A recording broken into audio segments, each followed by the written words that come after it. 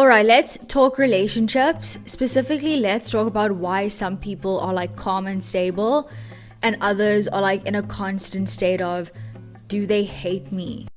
Spoiler, it's not random to feel this way. It all comes down to like attachment styles, aka the way that you connect with people based on how you were loved or not loved as a kid.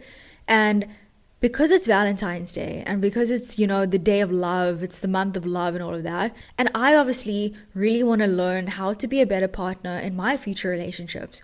So I went on like a massive deep dive and like I went down the rabbit hole and I watched a few videos on attachment styles. And I decided, you know what, let me speak about it this week for Valentine's Day because it's really important when trying to find a healthy relationship and also build a healthy relationship with someone.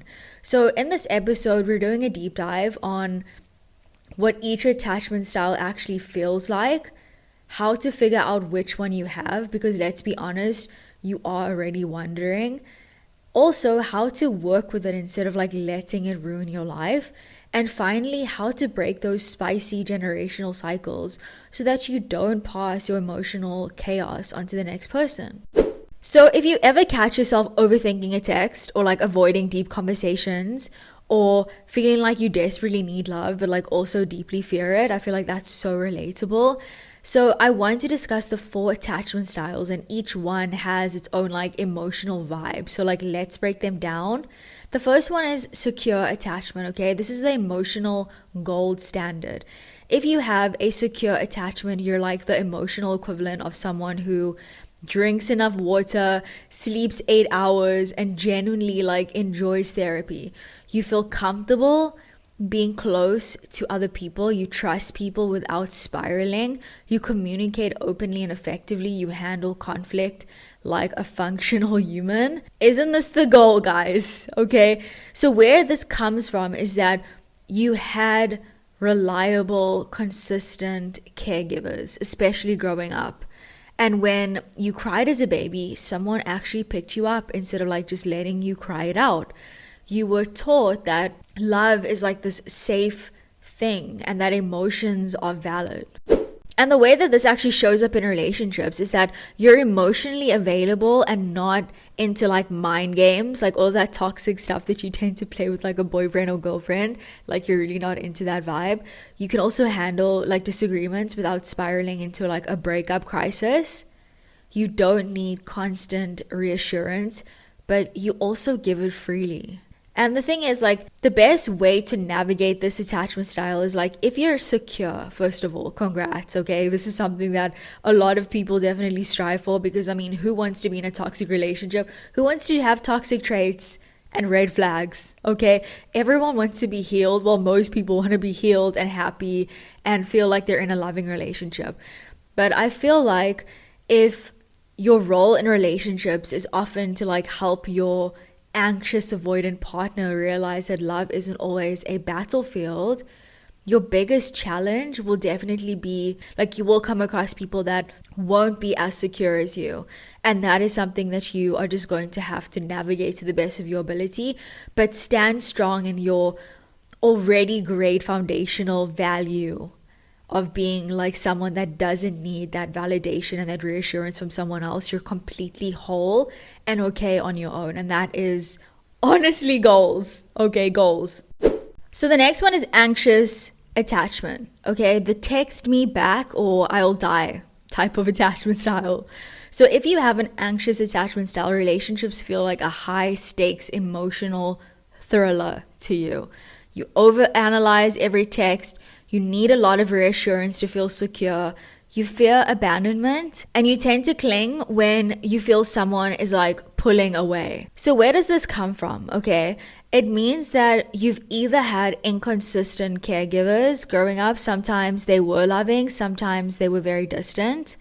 You never fully knew if like your needs would be met. This kind of like taught you that love isn't reliable, so you kind of become hyper aware of like any signs of rejection, and that gives you such anxiety that you end up trying to cling to something out of like desperation and desperate energy, which honestly gets you nowhere. I feel like I was this for a very long time, and it's something that I've had to kind of get out of. It's an ongoing process, obviously, to like rewire your entire brain of how you look at love and relationships, but it's definitely something that's worth figuring out. It shows up in relationships when you tend to like overthink and seek constant reassurance. You may feel needy even when you try not to be. And if someone pulls away, you like panic and assume that they don't love you anymore. And you sort of like need that validation. The best way to navigate this specific type of attachment style is self-soothe instead of seeking external validation. Your partner shouldn't have to remind you every 5 minutes that they love you. Like, communicate your needs clearly instead of using guilt or like passive aggression. Instead of like, do you even care about me? Try, hey, I'm feeling a little insecure right now. Can we check in? Date people who have a secure attachment as well. And if you date an avoidant, it's basically a slow emotional death spiral. Okay, and I'm speaking from experience, because I know it's very difficult or very easy to say, hey, like try and go for someone that's securely attached. But it's not always like that. Like, when you are an anxious attachment person, you tend to attract the wrong types of people because you're giving off like desperate energy in a way that attracts like the wrong kinds of people that don't necessarily want the best for you or actually genuinely love you. So I feel like when you do the work on yourself and you are able to recognize that, hey, this is my specific attachment style, I need to change this in order to actually have a healthy, functioning relationship. I need to do the work. I need to start healing. I need to start figuring out how to navigate myself out of this so that I'm able to be more securely attached. And then hopefully I will attract someone that is deserving of my love. So the next one is avoidant attachment. So this is that vibe where you're like, feelings? Ew. Like, feelings, like, no, that's not my vibe. If you have an avoidant attachment style, you treat emotions kind of like a hot stove. You do not like want to touch them at all. You need a lot of space. You shut down when people get too close. You prioritize independence over connection, and you might feel trapped in relationships. I feel like this is me too. Like, I feel like I was a mixture of avoidant attachment and then anxious attachment, which is not a good combination, as you can see, because it tends to also come from caregivers who weren't emotionally available. You learn kind of early that depending on people is like risky. It's not stable. So you become like self-sufficient from like a very young age. And also when it comes to emotions, you feel like emotions weren't really a thing in your like household. So now they feel very uncomfortable to you. Like, maybe your parents didn't show you any affection, or they were very like awkward or avoidant when it came to like saying I love you or showing you that they love you. So to you it's like an uncomfortable thing that you just don't want to do. It makes you feel uneasy. And how it shows up in relationships is that you keep your walls up really high. You struggle with deep emotional conversations, and when things get too intimate, you tend to like pull away. Like, it almost scares you in a way, because like this is so unfamiliar, it's so uncomfortable, like you want nothing to do with it. And that's why your vibe is usually like feelings. Like, no, that's like not my vibe. Ew. The best way to navigate this type of attachment style is lean into emotional discomfort. Vulnerability is obviously scary, but avoiding it keeps you lonely and isolated. Communicate when you need space instead of like just ghosting someone, which, by the way, is super rude. Okay, so be self-aware enough not to do that to someone, because it actually does affect someone's mental health. Like, be aware of how that might affect someone else. At least communicate that, hey, you need some space. You aren't really in that capacity to like deal with the situation right now. So it's important to like say like, hey, I need time to process this, or I need time to be by myself, or I don't have the capacity to have this in my life right now. And just communicate how you feel so people know where you're at and there's no like assumptions or hurt involved. The next thing is recognize that intimacy isn't a threat. Okay, your partner isn't trying to like trap you. They just want to connect with you and feel close to you. And the last attachment style is fearful avoidant. So a fearful avoidant attachment is like anxious attachment and avoidant attachment had a chaotic little baby, okay? You want love, but you also deeply fear it. You crave intimacy, but when you get it, you like push it away. You feel stuck in a constant push and pull dynamic. You have deep trust issues. And where this comes from is it often develops from like childhood trauma or chaotic family dynamics. Love was like inconsistent and like sometimes even a bit dangerous. You never really fully felt safe. So how it shows up in your romantic relationships is that you might self-sabotage when things are going really well. You have intense emotional highs and lows. You struggle with like trusting people fully. The best way to navigate this type of attachment style is go to therapy. Like seriously.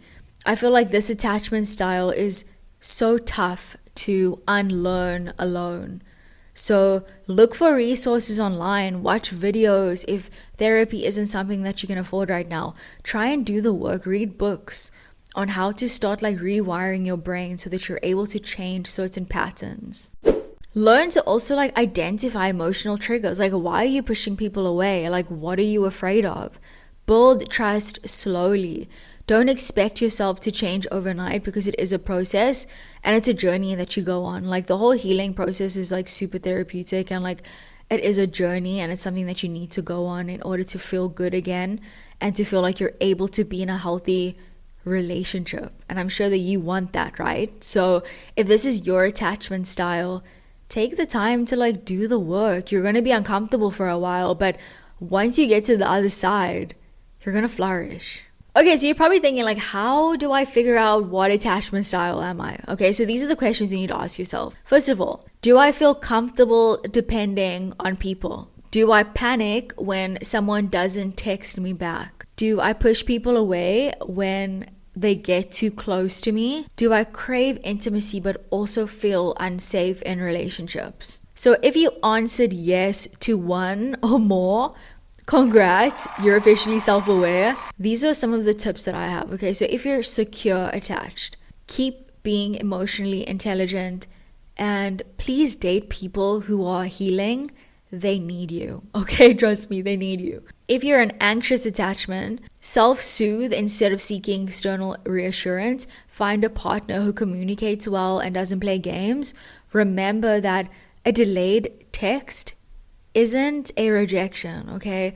So take a deep breath in this moment. If you're avoidant attachment, lean into emotional discomfort instead of running away from it. Communicate when you need space instead of just disappearing. And vulnerability won't kill you, like I promise. Okay, sometimes opening yourself up and being vulnerable can be such a powerful thing because it allows you to connect with people. And if people are going to like make you feel bad about expressing yourself and being vulnerable, then they're not your people, okay? And honestly, who cares? If you're a fearful avoidant, therapy, that's it, okay? Or like reading books, obviously some self-help methods, watch some videos. If therapy is something that you can't really afford right now, I get it. Therapy is super expensive. So there are definitely amazing videos online where you're able to like learn a lot about different things. So self-learn if you have to, read books and take yourself on that journey of like self-discovery and self-healing. Also identify patterns and learn to like separate past trauma from present relationships. So let people show you that they're safe before assuming that they aren't.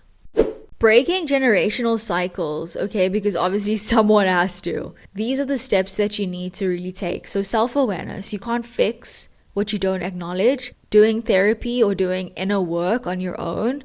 I feel like your childhood isn't your fault, but your healing is your responsibility. So you can continuously blame other people for how maybe you were brought up or how things went as a kid for you, but if you're not taking the steps now to like heal on your own and take that responsibility and that ownership of your life, then that's on you. And I'm just being real. Having better communication with people. So instead of repeating old patterns, rewrite the script, okay?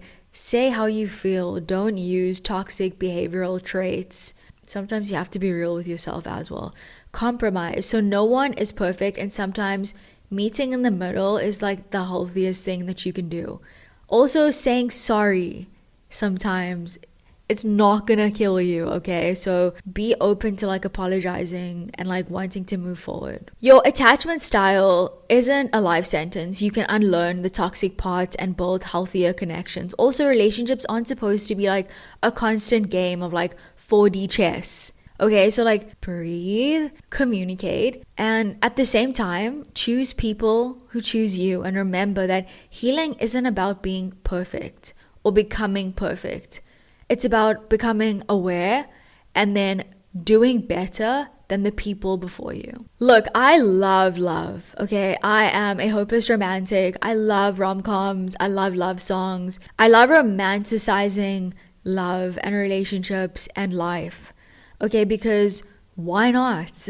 But sometimes we all have given into like toxic behaviors and inviting people in our lives that don't deserve our energy. And it's important to choose people who choose you and recognize when you're in the wrong, recognize what you need to work on, and then do the work so that you can be a better person for your next person. And so that you can also have a beautiful, healthy, functioning relationship, because you do deserve it. So take the time to like learn about these attachment styles, figure out which one you are, and then start doing the work to become your best self.